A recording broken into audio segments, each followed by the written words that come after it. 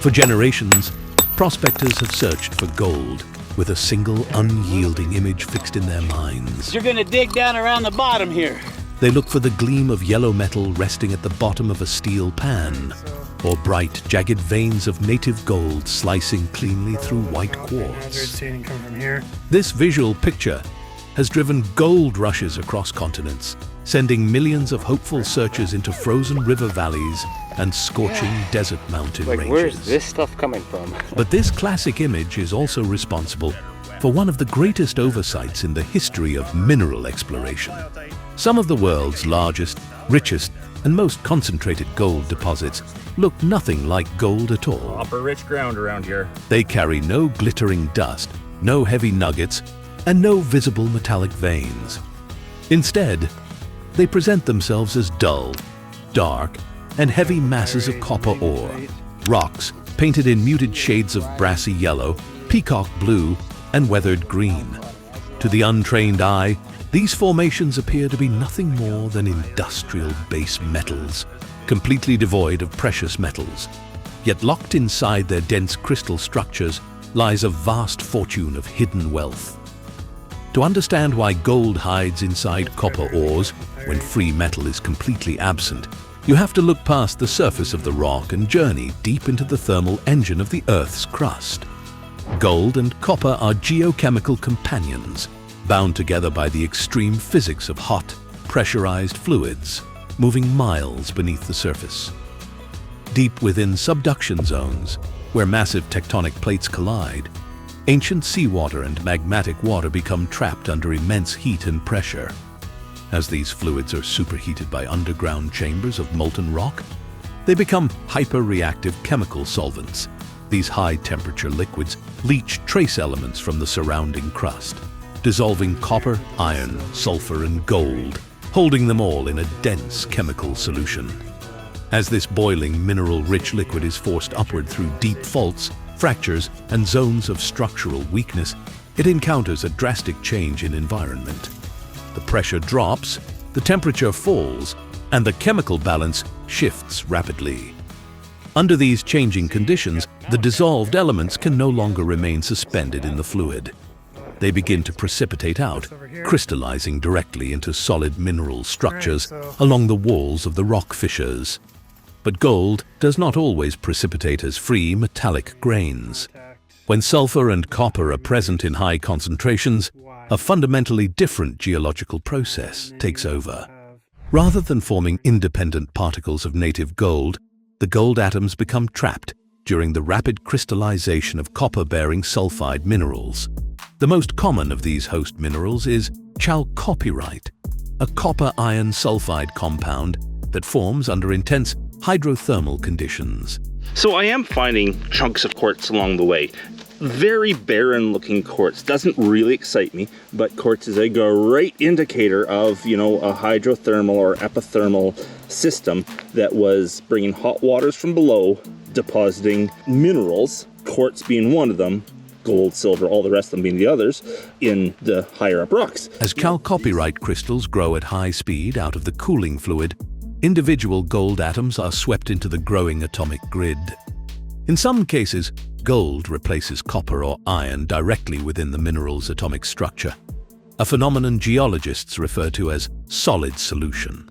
In other cases, sub-microscopic particles of gold, measuring only a few nanometers across, become mechanically trapped inside the microscopic fractures and growth boundaries of the copper mineral as it solidifies. The result is what geologists classify as refractory gold. The precious metal is physically locked inside the sulfur-copper matrix on a molecular scale. If you crush a piece of high-grade copper-gold ore, place it in a pan, and wash it with water, you will see no gold line in the pan. The gold is not free. It cannot be separated by gravity, and it cannot be identified under a standard magnifying lens. The rock appears to be pure chalcopyrite or bornite, completely masking the fortune locked within its atomic cage. The chalcopyrite has oxidized on top and changed into a malachite. That's that green copper staining you see up there. And then the brown below is actually the chalcopyrite or iron pyrite. This atomic camouflage explains why, Some of the most lucrative gold discoveries in human history were initially overlooked or completely misunderstood. In the early days of hard rock mining, miners routinely dumped thousands of tons of high-grade copper ore onto waste piles because they were searching exclusively for free milling gold in quartz. It was only when deep-level smelters began processing these base metal ores on an industrial scale that operators realized the true value of what they were handling. Pyroxene magnetite ore. So there's lots of magnetite in it. Magnetite is very heavy. There's also a whole lot of this shiny biotite in this rock. This is the low-grade copper ore. Basically, this whole mountain in front of me is made of this low-grade copper ore. It is everywhere up here. As the copper was melted down and refined, massive quantities of gold separated out into the liquid sludge, revealing that the copper mine was, in reality, a world-class gold mine in disguise. Our little experiment here from a 1 pound sample, and we're able to take the rock from the vein and we're able to turn it into copper, physical copper. For the modern prospector or field geologist reading Nature, understanding this relationship changes everything about how to evaluate a potential site. You no longer look solely for clean quartz veins or classic black sand traps in river channels. Instead, you begin searching for the distinct surface signposts left behind by ancient copper-gold hydrothermal systems. The most prominent surface indicator of a deep copper-gold system is the presence of secondary copper oxide mineralization. When primary copper sulfide minerals like chalcopyrite are exposed to atmospheric weathering, oxygen and groundwater near the surface, they undergo intense chemical alteration. The iron and sulfur leach away, leaving behind brilliant, eye-catching secondary copper minerals.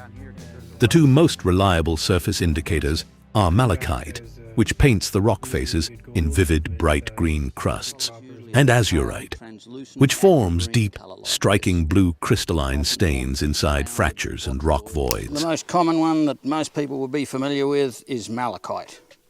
The colour varies quite a lot, but it's usually some variety of blue-green or grey-green like this.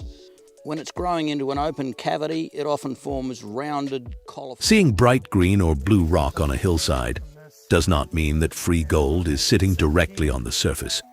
What it proves is that a powerful hydrothermal system rich in copper and sulfur once boiled through that exact zone.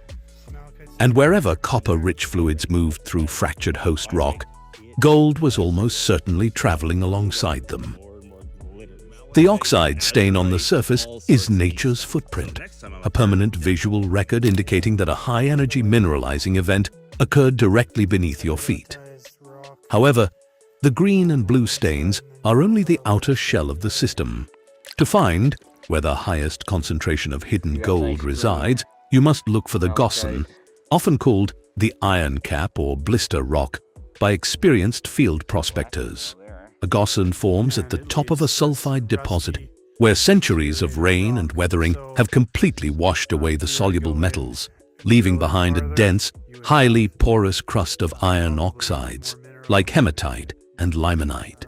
Gossanous rock, and if you don't know what gossan is, it's also called iron cap, and iron cap is the deposit of oxidized mineral over top of your actual deposit. So this has had everything leach out of it and is now all over the place, dissolved, been weathered away by mechanical and chemical weathering. These rocks appear deeply rusted, pitted and stained in shades of dark reddish brown, maroon and mustard yellow. A gossan acts as a surface cap directly above the unweathered copper-gold sulfides below. While the copper may have leached out near the surface, gold is chemically inert and does not dissolve easily in surface water. As the surrounding rock degrades and washes away over thousands of years, the sub-microscopic gold remains trapped within the porous iron framework of the gossan. Because most of it's leached out of this thing for millions of years.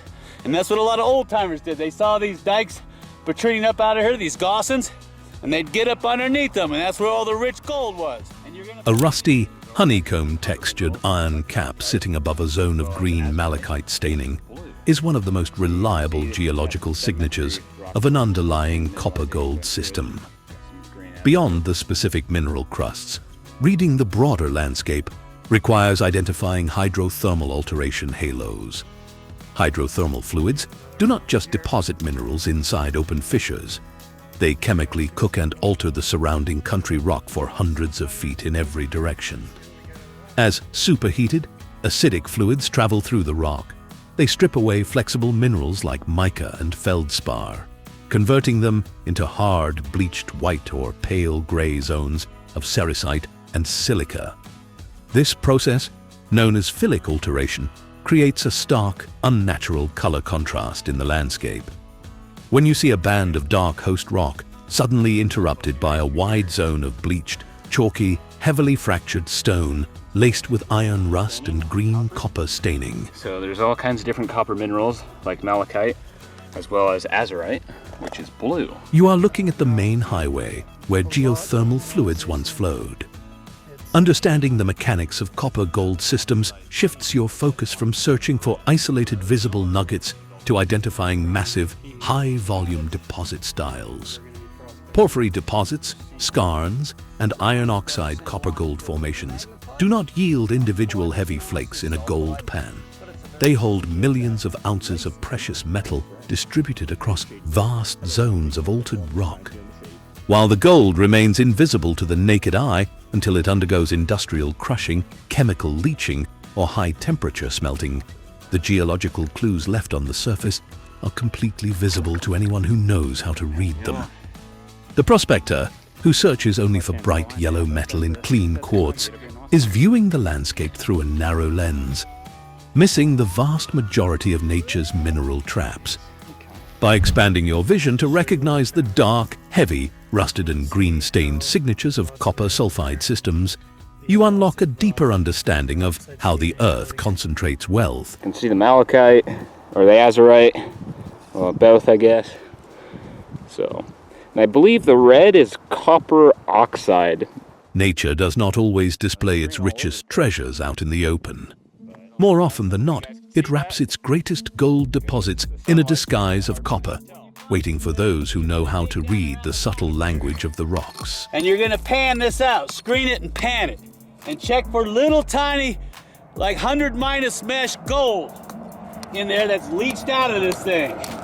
If there is, then you need to start going down underneath it to get to the better gold. The Earth does not yield its greatest treasures to those who merely look at the surface. It rewards those who take the time to understand its complex history. Portion. We have our copper vein, and this is where I took the sample from and ran. So now you can see where it's coming from. Now to mine this... Gold will always remain one of nature's most elusive elements, masking its presence behind dark sulfides, rusted iron caps, and green copper stains. But once you learn to decipher the chemical footprint left behind by ancient geothermal systems, you will never view a rock outcrop the same way again. Nature has laid out the clues across every mountain range and river valley. It is simply up to us to read them. When we looked here before, we couldn't find anything too amazing.